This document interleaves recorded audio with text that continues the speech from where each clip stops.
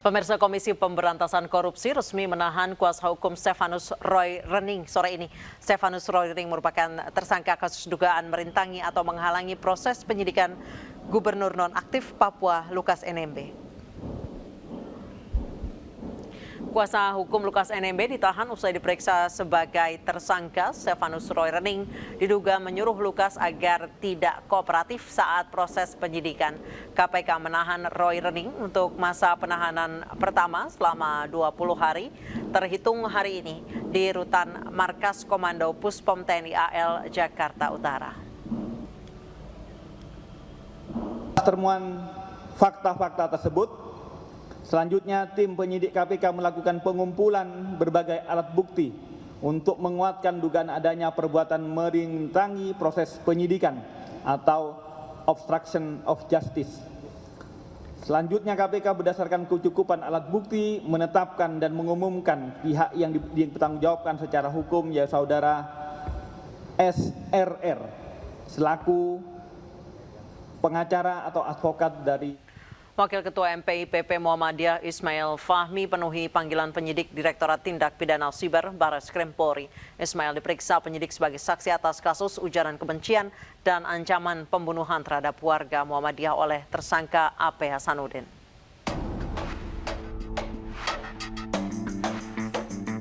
Kader PP Muhammadiyah mendatangi Mabes Polri untuk memenuhi panggilan penyidik Direktorat Tindak Pidana Siber Ditpid Siber Barreskrim Polri pada Selasa siang.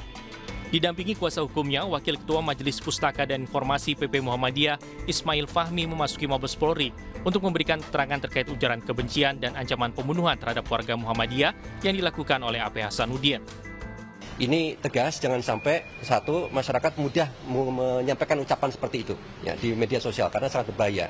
Kemudian yang kedua, pelajaran juga supaya warga negara kita ini ya, ketika mendapatkan seperti ini tidak mudah terprovokasi. Dan yang untuk melakukan itu, untuk itu terjadi, ada syaratnya adalah penegakan hukum. Ya, kita harapkan penegakan hukum dari polisian dan kemudian dari pengadilan nantinya. Selain Ismail Fahmi, kepolisian juga turut memanggil Sekretaris Majelis Wakaf PP Muhammadiyah Masuri Masuda dan Rektor Universitas Muhammadiyah Jakarta Mahmud Murad sebagai saksi dengan waktu berbeda. Diketahui AP Hasanuddin ASN BRIN ditangkap polisi 30 April lalu atas kasus ujaran kebencian terhadap Muhammadiyah buntut dari perbedaan penetapan 1 Syawal 1444 Hijriah. Selain ujaran kebencian, AP Hasanuddin juga menuliskan ancaman pembunuhan terhadap warga Muhammadiyah yang dituliskan melalui laman komentar media sosial. Dari Jakarta, Rian Rahman, Dipo Andi Muharram, iNews melaporkan. Bencana alam, longsor dan tanah bergerak yang mengakibatkan jalan amblas membuat ratusan kendaraan dan bus terjebak di Jalan Trans Sulawesi Kabupaten Nrekang, Sulawesi Selatan.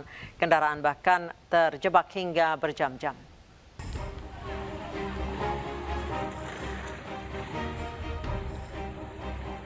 Ratusan kendaraan terjebak di Jalan Trans Sulawesi Poros Nrekang Toraja yang telah menjadi kubangan lumpur sepanjang kurang lebih 50 meter akibat bencana alam longsor dan tanah bergerak. Antrean kendaraan bahkan sudah mengular hingga mencapai kurang lebih 5 km. Perjalanan yang biasanya dilalui 1 jam molor hingga 3 jam lebih.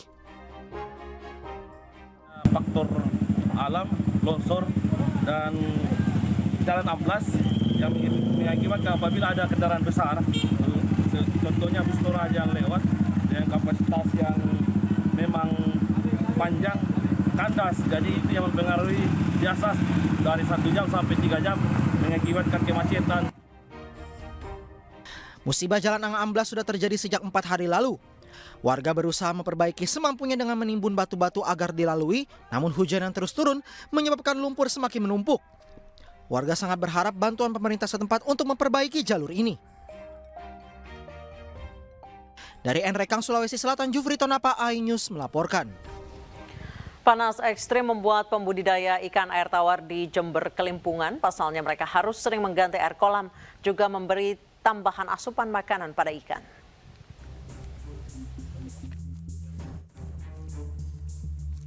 Pembudidaya ikan air tawar di Kecamatan Umbul Sari, Jember terpukul karena panas matahari yang sangat terik. Kondisi ini menyebabkan pembudidaya harus ekstra keras menyiapkan asupan makanan dan penggantian air dalam kolam sehingga ikan tidak mati karena kepanasan. Tiap pagi, siang, dan sore, Pembudidaya memberi makan ratusan ribu ikan air tawarnya di 3 kolam besar dekat rumahnya. Padahal sebelumnya hanya pagi dan sore. Tak hanya itu, ia juga harus sering mengganti air kolam karena dampak terik matahari berpengaruh kepada suhu air. Pembudidaya terpaksa menambah biaya perawatan dan pemeliharaan ikan air tawarnya hingga jutaan rupiah. Itu dari musim, Pak. Kalau musimnya panas kayak gini, Pak, ya harus main air. Ya, airnya. Supaya airnya enggak jelek. Kini pembudidaya ikan hanya bisa berharap agar cuaca panas tidak terus terjadi sehingga ia dapat membudidaya ikan air tawar dengan biaya yang tidak terlalu besar. Dari Jember, Bambang Sugiarto, iNews melaporkan. Pemirsa Newsroom akan kembali usai jeda berikut, tetap bersama kami.